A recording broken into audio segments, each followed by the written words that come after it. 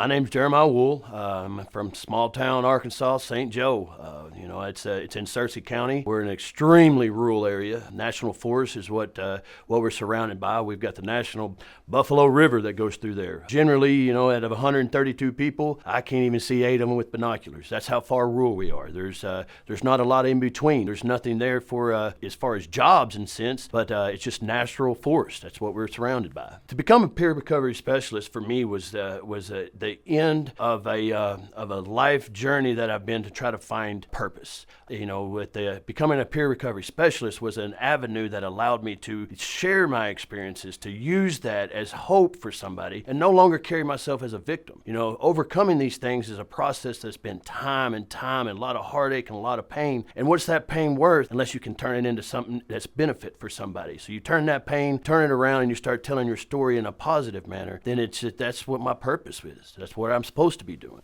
I got started. I went through. I've been up here about a year, and I've been through this process. It's been a lot of learning experiences. It's a lot of new things to me. And what support has changed in my life, what I view support has changed in this year time of being a peer support specialist. It became what I did as for helping was no longer what I do. I support. It's a different perspective and a different angle, and it's a lot of results, a lot of great results. Being a part of a small community my whole life, I've got I've got an ability to really talk the language, to get to the lingo, to understand exactly where the peers are coming from. How do you get down to somebody's level like that and understand that that's the core of principles that rural people have when they're developing? It's this closed-minded, almost in a sense that this is what we do for life. I get to share it and have an experience of we can talk about the things that are around us in our area, but let's talk about the things that maybe we don't know, that maybe doesn't exist here. What does hope look like? What does a good life stand like? What is sustaining a recovery where you don't even have to have the dereliction that we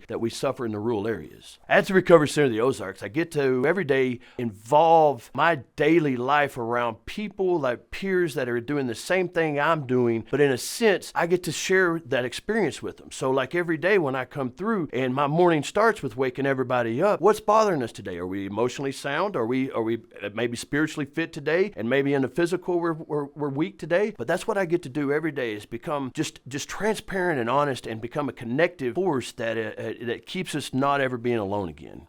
I serve Searcy County. It's a very rural. It's one of the poorest counties in Arkansas. There's not a lot of revenue and there's not a lot of extracurricular activities because it's so rural and so remote. That also creates an environment for people that doesn't want to be seen. It creates that dirty side, that dark side that's able to be hid out in the woods and all that. So the ability to communicate is the hardest thing that I've come in contact with because from a place where there's no cell phone service, you really just can't call somebody up on a cell phone or hit them up on a messenger app or anything like that. You really got to go see them. And so like the vastness of the population that's really the hardest thing that we have to come in contact with. If a peer reached out to me from Searcy County, the first thing I would do would be, I would set them down and actually try to figure out where they're at, what they want to do. Why are they reaching out? What is it that they've got them? I've got endless resources in the surrounding counties. We've got numerous places we could go for a mental health evaluation or that we can use in the surrounding counties. Oh, the unique connection that we have with our peers. It comes from a true basis of trust because when you can sit beside somebody, hear them share their darkest, deepest, just the things that's plagued them for so many years. And you look at them and you say, I understand because I have some shared lived experience of myself. I can share this with you. And I understand some of the pain, the agony, the things we go through. But what I can share with you is on this end of it. I know what it takes to get to this point. And at this point, none of that has power anymore. So the darkness that you see when you first meet a peer and the first time you meet them, the light that you see at the end of their journey. And that's what we're after.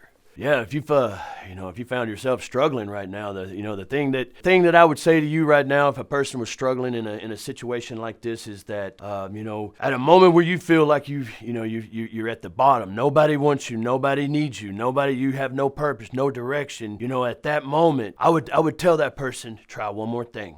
Try one more thing. Try somebody that's been there to help you out of that situation. My name's Jeremiah Wool. You can reach me at 870-577-1569, or you can reach me by email, jwool@rcozarks.org.